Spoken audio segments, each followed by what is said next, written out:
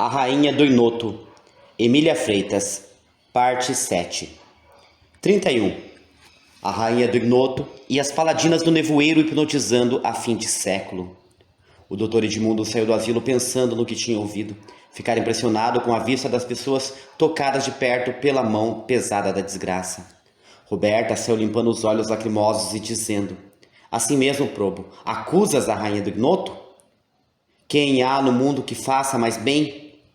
Quero que me diga, respondeu Probo. Quem faz maior mal? Como, senhor? Acudiu o Dr. Edmundo. Continue no papel de Odete e verá o que não é preciso que lhe digam.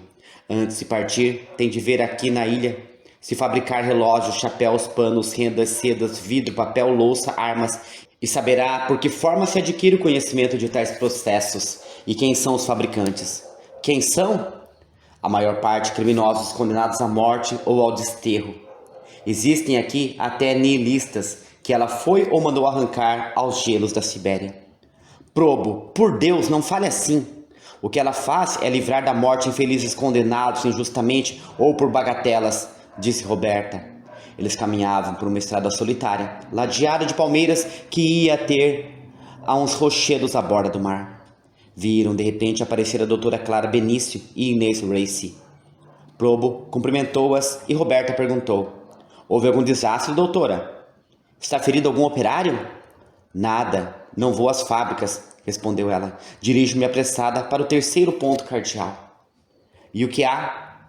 Um navio francês que vai passando. A guarda-vigia veio avisar-me da parte da empregada, que diz não ter muita confiança na ciência, contra os franceses, que se impõem às outras nações por sua força magnética. E eu vou afirmar-lhe que eles hão de ver a Ilha do Nevoeiro da mesma forma que os outros habitantes deste planeta. As paladinas tomaram a frente e tão depressa andaram que se sumiram numa volta do caminho. O Dr. Edmundo, que estava doido por saber o que queria dizer o terceiro ponto cardeal, um navio francês que vai passando, a guarda não tem confiança na ciência contra os franceses, interrogou a Probo, que foi explicando-lhe. Nem o senhor, nem ninguém, sem a precisa explicação, poderia acreditar que existisse uma ilha nas condições desta, tão próxima da costa, e que nunca navegante algum de nação alguma da terra desse notícia dela. Pois bem, é o hipnotismo que lhes fecha os olhos para tudo, mas os abre para ver um denso nevoeiro, montões de vapores convertidos em tromba, muitas vezes carregada de raios. Já tem havido tripulações de navios que, com o receio de irem ao fundo, têm querido romper a tromba imaginária a tiros de peça, mas contentam-se com evitá-la e passar ao largo. Então é pelo hipnotismo que a Rainha do Inoto faz tantas coisas extraordinárias? É, mas a mestra é a paladina Marciana, que não sai nunca da ilha. As duas imediatas na ciência são a Rainha e a doutora Clara Benício. Não ouvimos-la dizer há pouco que ia ao terceiro ponto cardeal? Pois é certo que elas têm ao norte, ao sul, a leste e a oeste uma torrezinha sobre um rochedo com uma vigia para as embarcações que passam e uma hipnotizadora para seus passageiros e tripulantes, de forma que eles só veem um nevoeiro e nada mais. É certo isso, Sr. Probo? Perguntou o Dr. Edmundo. Mas que certo, respondeu. Se quiser ver hoje à noite a Rainha do Inoto e as Paladinas do Nevoeiro hipnotizando a fim de século, entraremos na biblioteca. A sessão vai começar. Pronto, vamos, disse ele. E entraram no salão da biblioteca suficientemente iluminado. Ali estava um crescido número de paladinas sentadas em cadeiras colocadas ao longo das paredes. No centro da sala havia uma mesa em roda, da qual permaneciam de pé a Rainha do Inoto, Clara Benício e a célebre hipnotizadora Marciana. Esta chamou: Lídia! Saiu do meio das paladinas uma mocinha de cor morena, franzina e de feição doentia. Sentou-se em uma cadeira e Marciana fitou-a por um segundo. Fechou as pálpebras e disse: dorme. Ela encostou a cabeça no espaldar da cadeira e ficou adormecida. Onde estás? Perguntou Marciana. No mar, respondeu. É noite ou dia? Está escuro, é noite, relampeja, está trovejando, e o vento faz jogar o tufão. E o que vês ainda? Uma galera que se perde, muita gente gritando, pedindo socorro. E não podes dizer a quantos graus de latitude e longitude se dá o naufrágio? Não, mas posso dizer o rumo da galera. Ali está marcado nos 32 ventos da rosa náutica. Qual é o rumo? Norte, vem de Pernambuco para Belém. A quanto estás do mês? Estou a 15 de julho. O doutor Edmundo disse consigo. Estamos a 10, faltam 5 para 15. Tomou nota? Perguntou Marciana, a rainha do Ignoto. Tomei de memória, mas fica anotado. O que mais vês? Tornou a hipnotizadora. Já desembarcamos. Eu vou pelas ruas da cidade de Belém. O que aí te chama mais atenção? Um grande ajuntamento de povo. O que há? Um incêndio. Para que ponto da cidade? Lá para Batista Campos. É numa loja, mas não há nela ninguém. No andar de cima é que está uma moça em risco de ser queimada. Segue, disse Marciana. Vou seguindo. Tornei a embarcar. Onde chegaste? A Pernambuco. Estás no Recife? Não, estou a 3 léguas de distância, no engenho de açúcar. O que estás vendo?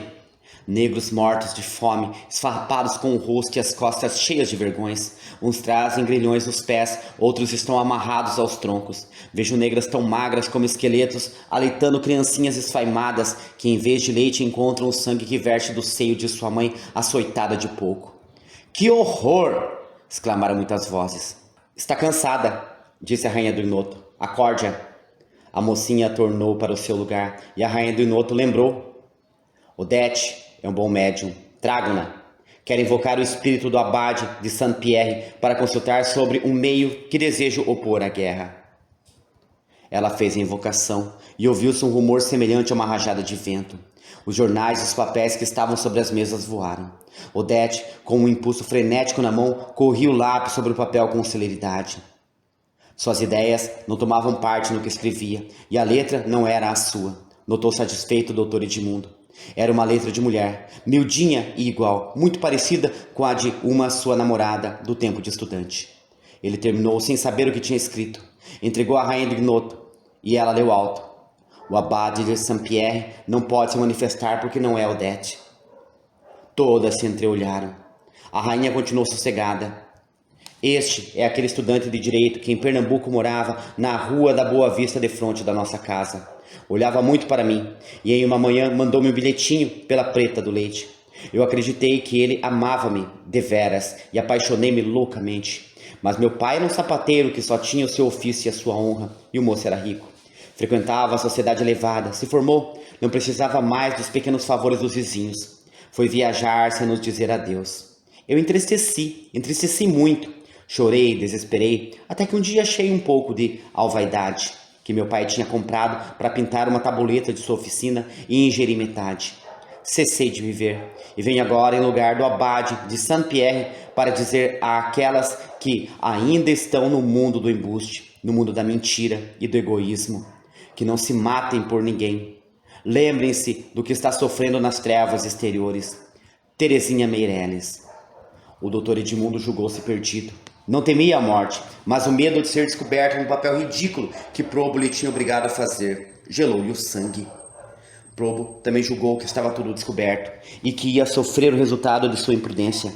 Mas a rainha do Ignoto levantou a voz e disse: não podemos hoje contar com o concurso de Odete, pois acaba de manifestar-se um espírito leviano que veio zombar de todos nós e... Não acabou a palavra. Ouviu-se bater sobre a mesa uma grande pancada, e pareceu que todos os livros das estantes haviam rolado das prateleiras. Está suspensa a sessão, disse a rainha do Ignoto. Todos se retiraram, mas só o doutor Edmundo sabia a verdade do fato manifestado pelo espírito. Saiu muito impressionado com o suicídio de Terezinha Meireles, que ele julgava viva, de boa saúde. Já era casada com algum barbeiro ou contínuo de repartição.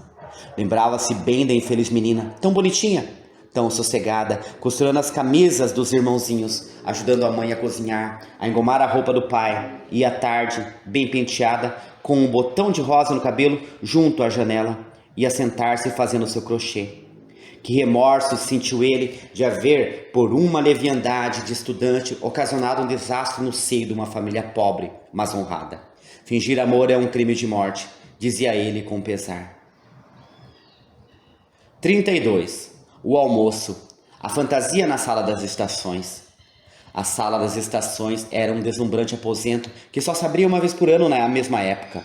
Reuniam-se no Palácio do Ignoto quase todos os habitantes da Ilha do Nevoeiro, para ver a grandeza e o luxo do almoço que a rainha dava às enjeitadas do recolhimento que chamavam Ninho dos Anjos.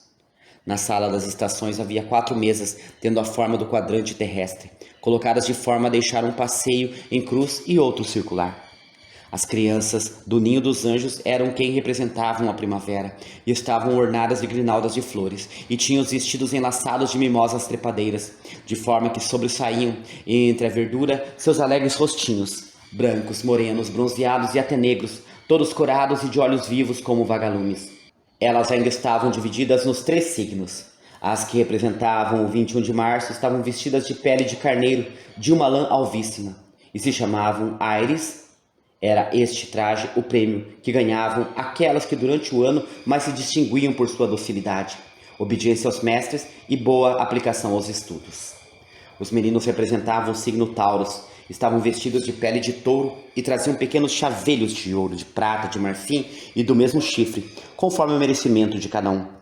As Gêmenes andavam aos pares, de vestidos cor-de-rosa ornados de folhagem. Para aquelas crianças era aquele dia um divertimento com que sonhavam todo o ano. Quando elas se viam sentadas por ordem em roda daquela mesa de marfim com toalha de brocatel, exultavam de prazer.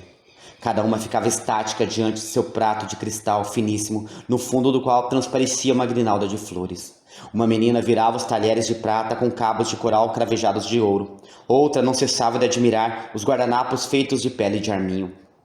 Outras pasmavam ante os variadíssimos manjares nas formas mais alegres e pitorescas de animais e de plantas. Na segunda mesa, a que representava o verão, estavam as paladinas do nevoeiro, ocupando os lados da mesma, com a rainha do Inoto no vértice. Era ela somente que representava o signo Léo e estava caracterizada de leão. Vestia uma jaqueta de fazenda à imitação da pele do animal e trazia uma máscara com juba que lhe dava uma graça selvática e imponente. As paladinas do signo Câncer tinham os cabelos e os vestidos ornados de caranguejos artificiais. As do signo Virgo trajavam túnicas de seda branca, apertadas à cintura por cintos de ouro, e tendo sobre os cabelos soltos uma faixa azul que amarravam a roda da cabeça em forma de diadema. Na mesa havia pratos imitando as mais lindas conchas que se conhece, e outros de ouro em forma de estrela. Só o da rainha do Inoto era de carvão de pedra, com um diamante no meio e as bordas espiguilhadas de alfinetes de ouro. Na mesa dominavam os ornatos, a imitação do reino mineral. Para a mesa do outono chegaram os industriais, representando o signo Libra. Vinham coroados de louro, sustentando balanças de prata carregadas de frutas. As suas mulheres traziam vestidos de fazenda escuras com lacraus bordados a ouro. Representavam o signo Escórpio, e os filhos representavam o signo Sagitário. Traziam setas à moda selvagem.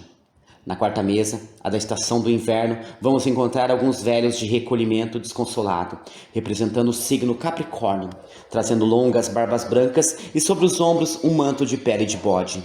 No rosto destes se via um certo ar brejeiro que nem a idade nem o infortúnio tiveram poder de acabar. O signo Aquário era representado pelos cegos, os quais traziam os cabelos como flocos de neve, e todos os seus trajes eram nebulosos. O resto das infelizes do recolhimento vinham adornadas de escamas, representavam o signo Pícis.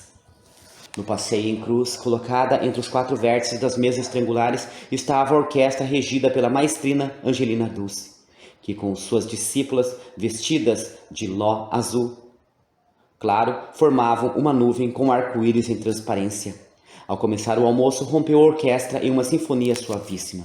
As paladinas de ordem inferior serviam as mesas, representando as silvanas dos bosques. Por alguns momentos, só os talheres e os pratos tiveram a honra de moverem-se de parceria com os queixos. Depois, as crianças, nos limites da liberdade que lhes concedia uma sólida educação, conversavam, riam, recitavam discursos, versos e faziam brindes, levantando pelo pedúnculo as rosas de cristal que lhes serviam de cálices. A rainha do Inoto não comia nem bebia, mas para corresponder às saúdes que lhe faziam as crianças e ao mesmo tempo as suas paladinas, despejou um líquido escuro de uma garrafinha em seu cálice de ouro, onde se enrolava uma áspide ou basilisco, e nele molhou os lábios. Era fel, pois o doutor Edmundo, com a liberdade que lhe concedia o nome e a máscara da infeliz Odete, provou. Por toda parte, dentro e fora do palácio, pelos jardins, se comia e bebia na mais alegre expansão da alma. Havia, contudo, 3 corações alheios à festa: o do doutor Edmundo, pela falsa posição que ocupava; o de Probo, pelo ruim projeto que maquiava, e o da rainha do ignoto, por motivos conhecidos só por ela. 33. As avezinhas do ninho dos anjos e os desbaratos da vida. Depois do almoço, que terminou às 2 horas da tarde, a rainha do ignoto, acompanhada pelas paladinas e as enjeitadas, entrou no salão de honra do palácio. Aquele compartimento era o primor da fantasia, o ideal do gosto, do belo e do sublime. O estranho, que como o doutor Edmundo transpusesse pela primeira vez os seus umbrais, ficaria como ele ficou, de pé, pasmado, sorguendo o reposteiro com uma mão e com a outra buscando o coração que parecia sem pulsações. Estava indeciso, sem saber se devia pisar com o tacão das botas àquele tapete aveludado, macio, de onde se exalava um perfume delicioso e enlevador. As crianças se espalhavam por ele correndo, saltando ou antes a voarem, como um bando de avezinhas pipilantes ao deixar o ninho. As cadeiras estufadas de veludo carmesim com franjas de ouro e bordadas a seda, pérolas e diamantes eram atropeladas pelas pequenitas que também queriam acompanhar as maiores numa valsa doida, como a alegria que se manifestava nos semblantes daquelas enjeitadas felizes. O som do piano que a mais crescida delas tocava com perfeição enchia o espaço de uma música viva, como o raiar do sol num dia de primavera. Quantas risadas argentinas partiam daquelas bocas pequenas, felizes pela idade da graça, do sonho e da poesia? Uma delas chegou aos lábios, os dedinhos de unhas rosadas, como bagos de romã, e atirou um beijo à rainha do ignoto. Esta ergueu-se do sofá, prendeu-a nos braços e veio com a menina sentar-se de novo. Como é linda, disse, afagando-a. Lembra-se, generalíssima, daquela noite de luar em que passeávamos nas ruas de Fortaleza? Eram 11 horas da noite. Saímos de uma praça e, ao dobrar um canto de muro, encontramos sobre o trilho do caminho de ferro uma pequenita, quase a ser devorada pelos porcos? Perfeitamente, disse Marta Vieira, a generalíssima. Ela tremia de frio. Eu a embrulhei no meu capote e seguimos para o Palácio do Pouso, desconfiadas e cautelosas como 2 salteadores. Celina! Exclamou a rainha do ignoto, repreendendo a criança, que havia puxado os cabelos louros para cima do rosto, onde aparecia um biquinho de zanga. Não é contigo que falamos, é com uma menina que só nós conhecemos. Celina, que pouco mais tinha de 6 anos, estendeu os bracinhos ao pescoço da generalíssima e abraçou-a sorrindo. Depois beijou as mãos da rainha do ignoto e se afastou dançando e cantando estas estrofes infantis. Somos pequenas, débeis plantinhas, nossas cabeças são ventanias. A menina do piano chamava-se Helena e já tinha 15 anos feitos. Era um tipo ideal de beleza, uma rosa entreaberta, uma alvorada anunciando o sol. Ela tinha o porte altivo, os modos distintos, o olhar profundo e sério e os lábios sempre cerrados por uma leve sombra de tristeza, ou contraídos pela ironia. Estava claro em seu semblante inteligente o muito que ela compreendia de sua condição no mundo. Via-se bem o quanto lhe estava a doer, em sua vaidade de formosa, o nome de enjeitada. A rainha do ignoto fitou-a por alguns instantes, acompanhando seus finos dedos sobre o marfim do teclado e disse: Pobre menina, receio muito que tu não sejas feliz, mas eu serei teu anjo da guarda. Parece descender de boa família, ponderou Clara Benício. Descende de certo, tornou a rainha do ignoto. Mas de que vale isto para ela, se foi renegada por seus pais? Ergue a fronte com mais orgulho, a filha de um sapateiro que lhe deu seu nome honrado, embora humilde, que é a filha de um príncipe que se oculta na sombra para que ela não lhe chame pai. Mas isto é uma injustiça da sociedade, replicou a doutora Clara Benício. Helena vale por si, é formosa, bem educada e tem um belo caráter. O que lhe falta para ombrear com outras que andam por aí a ostentar grandeza, sem possuírem nem metade do seu valor moral? Falta-lhe o nome que a sociedade egoísta mesma lhe roubou. Volveu a rainha do ignoto. Quase ninguém ignora os erros e preconceitos desarrazoados da sociedade, mas é raríssimo o ser que os despreza e os arrosta, sem temor. Sou a primeira a reconhecer o mérito de Helena, contudo tenho a certeza que, nas altas rodas, terá muitas vezes de ser ferida em seu amor próprio. E eis porque acabo de dizer que receio que não seja feliz. Há um remédio, ponderou a generalíssima Marta Vieira. Só apresentar-se na sociedade depois de casada, com o nome do marido, ninguém se atreverá a desconsiderá-la. É aí no remédio que está a maior dificuldade, tornou a rainha do ignoto. Tenho um projeto que ela mesma inspirou-me sem o saber. Casá-la com o Zoroastro. Sei que se amam e são ambos dignos um do outro. Muito bem, aprovou a doutora Clara Benício. Ele forma-se este ano em Direito. É bem apessoado, inteligente e de boa conduta. Está no caso de fazer-lhe a felicidade. A senhora sabe que ele forma-se este ano, que é inteligente e tem boa conduta, mas o que não sabe é que não tem um nome para ofertar a Helena, lhe oferecendo a mão. Que diz Zoroastro Brasil? Exclamou Clara. Brasil, minha doutora, porque é filho desta terra que já chamaram de Santa Cruz, mas ele foi o primeiro enjeitado que recolhi ao ninho dos anjos. Como? Não sabia! Exclamou Clara Benício admirada. Também não sabia, acudiu a generalíssima Marta Vieira. Eu navegava neste tempo com Ignace Race. Só ela me acompanhou nas pesquisas que fiz para descobrir quem eram os pais do infeliz, chegado à terra como um lixo varrido de todas as portas. Pelo que ouço, suponho que o Dr. Zoroastro tem uma história muito trágica, observou Clara Benício. Conte-nos isso. Vejam como começou ele a sua vida no mundo. A mãe, que provavelmente não tinha coração, o mandou expor à porta de um desembargador riquíssimo e sem filhos. Mas tão egoísta era ele, como a desembargadora, que só faltou atirar com a ponta do pé para o meio da rua a infeliz criança. Ora, ambos cheios de cólera, revoltados na justa indignação do seu grau respeitabilíssimo, mandaram deixar o recém-nascido na chefatura. O chefe de polícia, não sabendo que destino dar à criança, mandou por um soldado lançá-la à porta da Santa Casa de Misericórdia.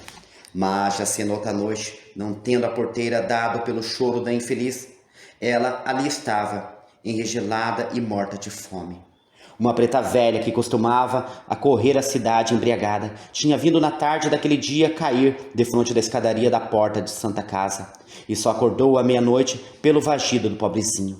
Ergueu-se, pegou nele e começou a embalá-lo nos braços e, procurando aquecê-lo no seio ressequido, lá se foi caminho da miserável choupana que o vento da praia surguia as palhas do teto esburacado. Aquela mendiga e bêbada deu uma lição de caridade aos ricaços empedernidos e uma bofetada irônica na face da mãe desumana. Mas, ai, a pobre velha não tinha meios para criar o menino. Não sei o que lhe dava. Ele ia morrer, já tinha pele pegada aos ossos, mal podia chorar, com um choro fraco de criança moribunda. Foi por esse tempo que o tufão fundiou no porto da tal cidade.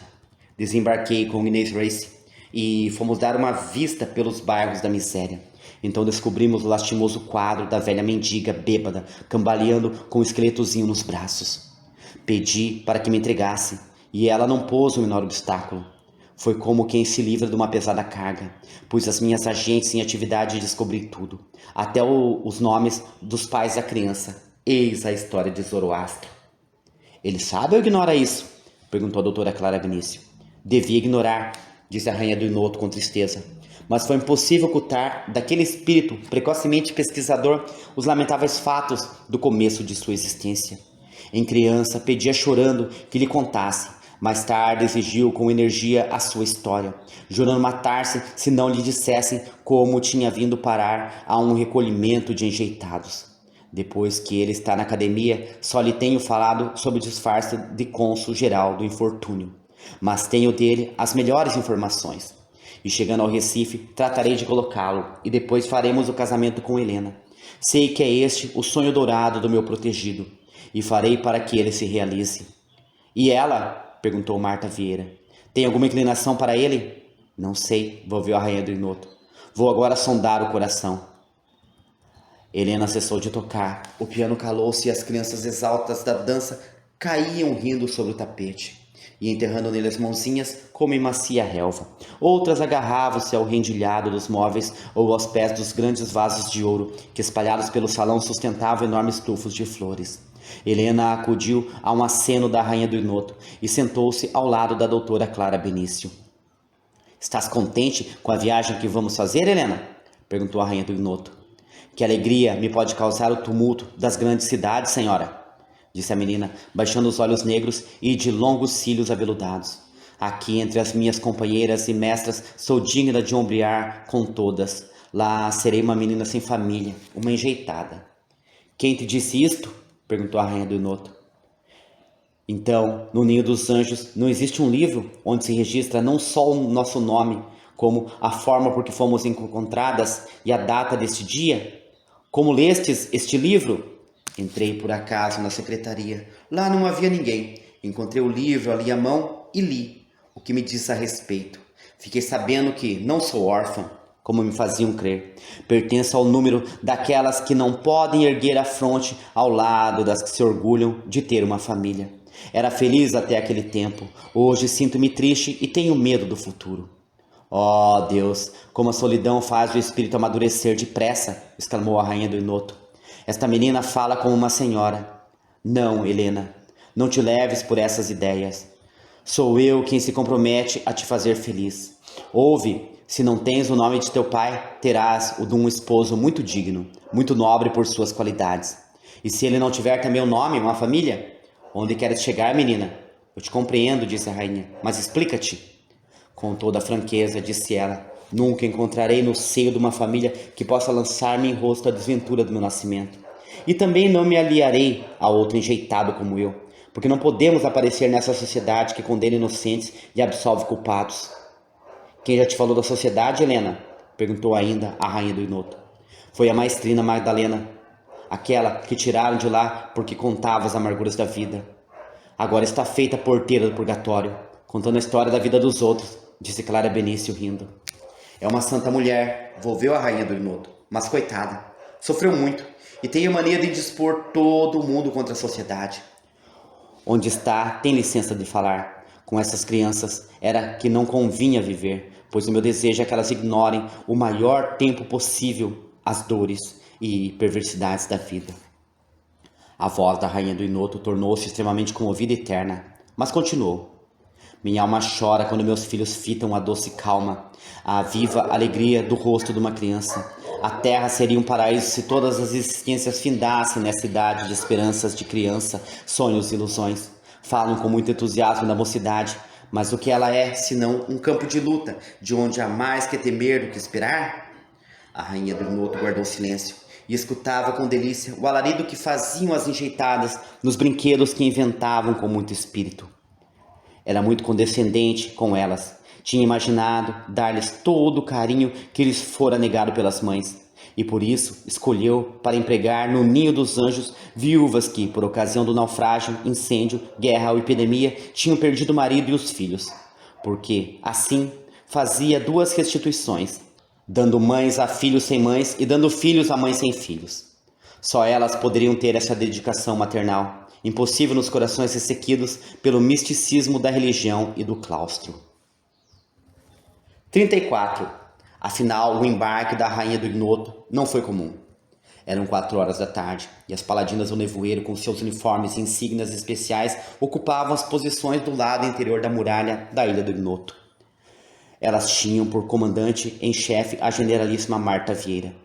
Fora da muralha estavam formadas as marujas, tendo à sua frente a almiranta Inês Race e a retaguarda a rainha do Inoto e a doutora Clara Benício, para experiências hipnóticas sobre os furores da guerra nos combates.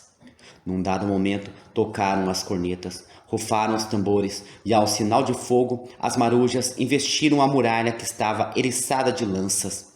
Mas não se ouviu uma só detonação, apesar de haverem as combatentes de parte a parte disparado as armas à carga cerrada.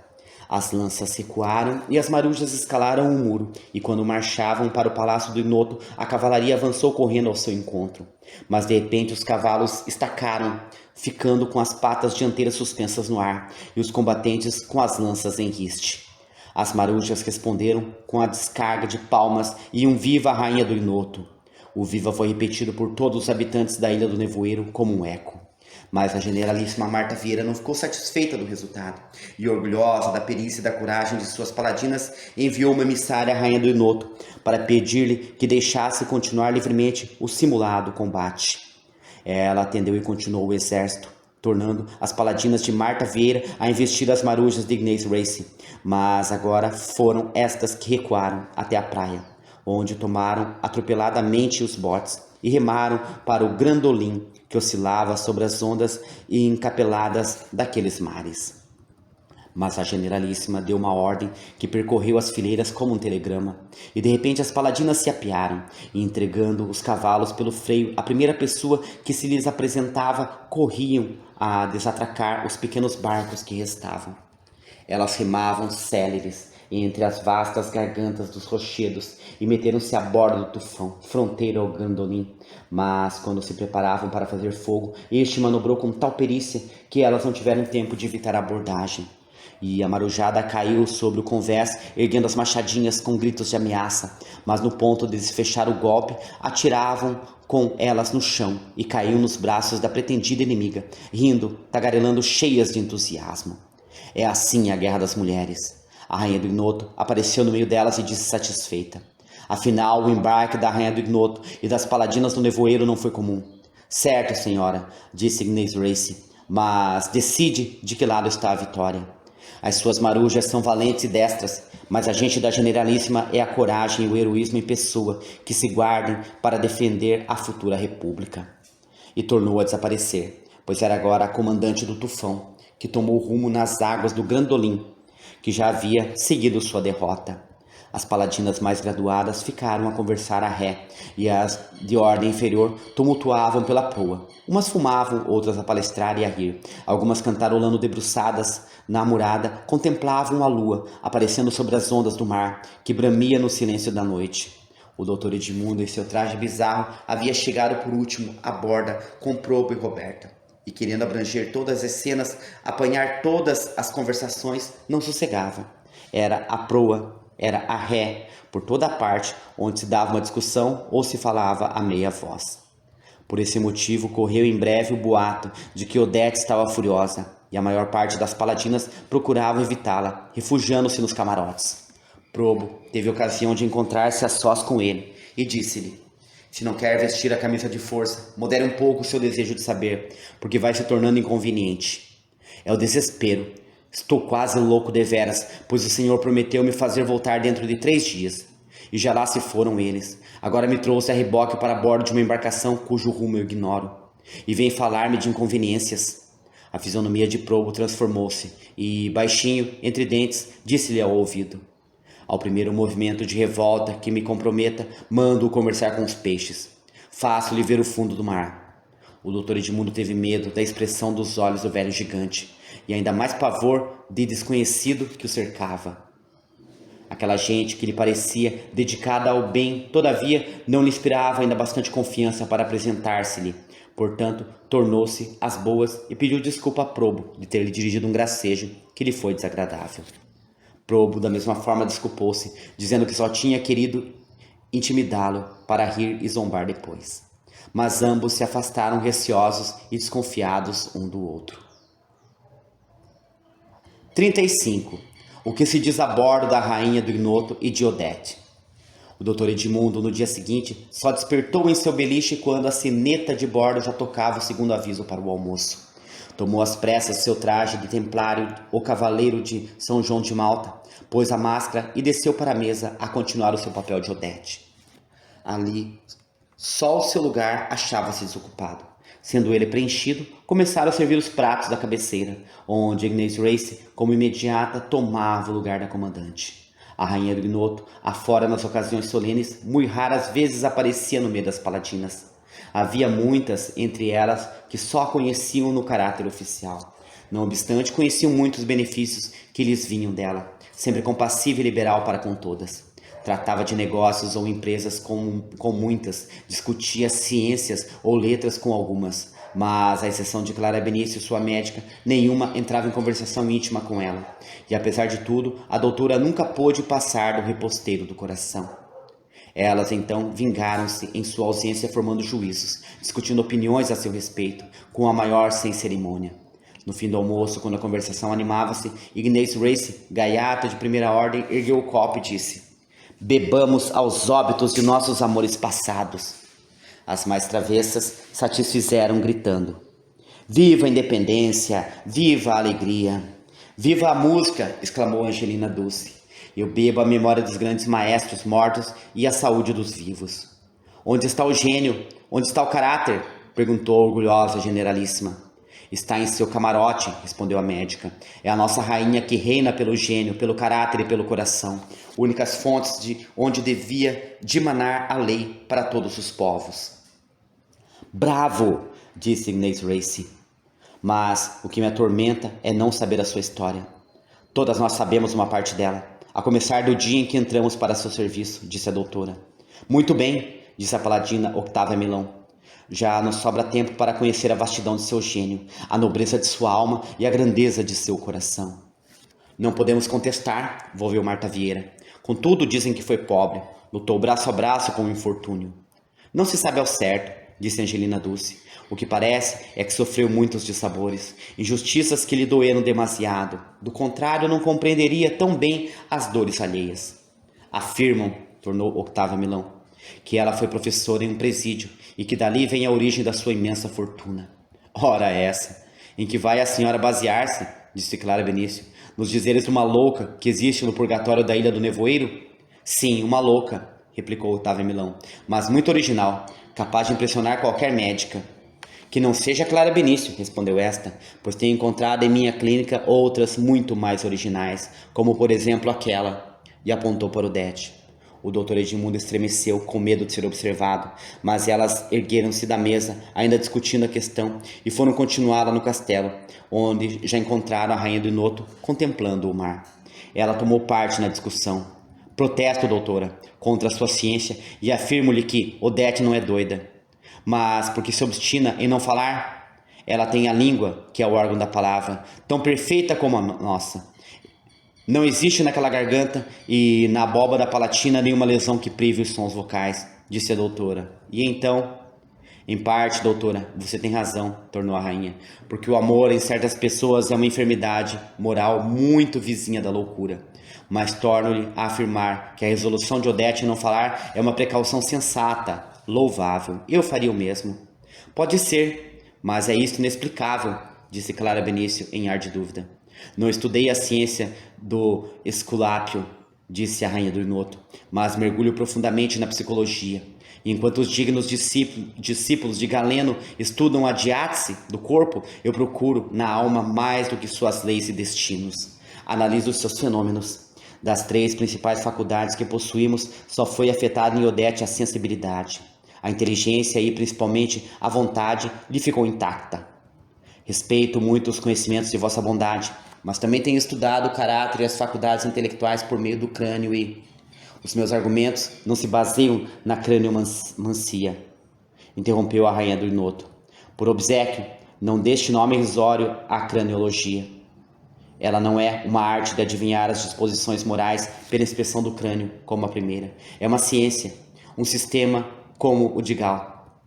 Vou provar o erro da sua ciência com provas reais, palpáveis, disse a rainha do Noto e saiu um instante. A suposta Odete estava assustada com o resultado da discussão. E se tinha oculto por trás da escada, dali estava ouvindo e também vendo as furtadelas. A rainha do Noto voltou trazendo 2 fotografias embrulhadas separadamente em crepe negro e uma caveira. Que significa este aparato fúnebre? Diziam as paladinas alvoroçadas. É para fazer experiências craniológicas, dizia Clara Benício meio risonha. Não se assustem, disse a rainha do Noto, sentando-se entre elas. Presentemente, não há estudos nem investigações. Há fatos. Devem lembrar-se que Odete ultimamente deu para passar os dias na biblioteca ou no gabinete de ciências naturais. Pois bem, em uma bela tarde encontrei-a entre os livros, folheando um tratado de filosofia. E o que prova isto? Ainda nada. Mas vejamos o que se segue, disse a rainha do Noto. Depois daquele dia comecei a observá-la e cada vez mais me convencia de que ela não tinha perdido a razão. Não me enganei. Na manhã do aniversário de sua desdita, fui encontrá-la no gabinete de ciências naturais, ajoelhada diante deste crânio. Mais uma prova de sua loucura, disse Clara Benício triunfante. E a senhora ignora de quem foi este crânio? Perguntou a rainha do Noto. Lá existem tantos, não sei qual é o que nos apresenta agora. É o da velha ama de Odete, disse ela. Eu entrei sem ser pressentida.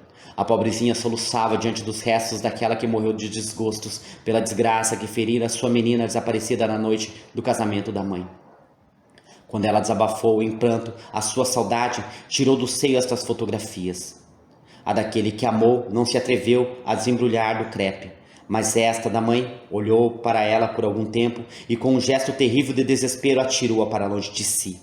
E olhe, doutora, que eu ouvia dizer com voz clara: vai-te, tu não eras mãe.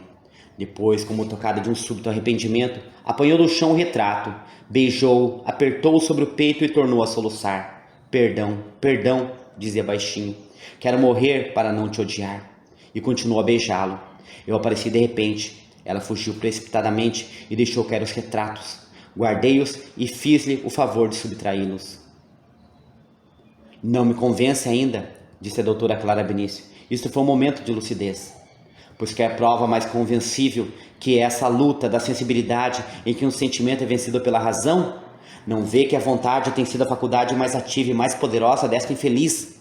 Ela não fala porque sente que, em seu desvario de amor traído, pode dizer alguma palavra ofensiva ou desrespeitosa contra aquela que deverá amá-la até ao sacrifício, e tornou-a desgraçada até a suposta loucura. Que bom advogado perde o fórum, disse Clara Benício, rindo. É certo, mas se tem o jeito para defender a justiça, o direito, não tenho menos para curar as almas doentes. Mas vós fostes que erraste a carreira, pois dava para um bom promotor, disse a rainha do Ignoto. Nada, falei baseada na ciência, e disse a opinião. As nuvens iam se amontoando, faziam um calor abafadiço. As paladinas dispersaram-se pelo convés, e alguma, examinando os vapores que se formavam na atmosfera, predizia tempestade. Continua.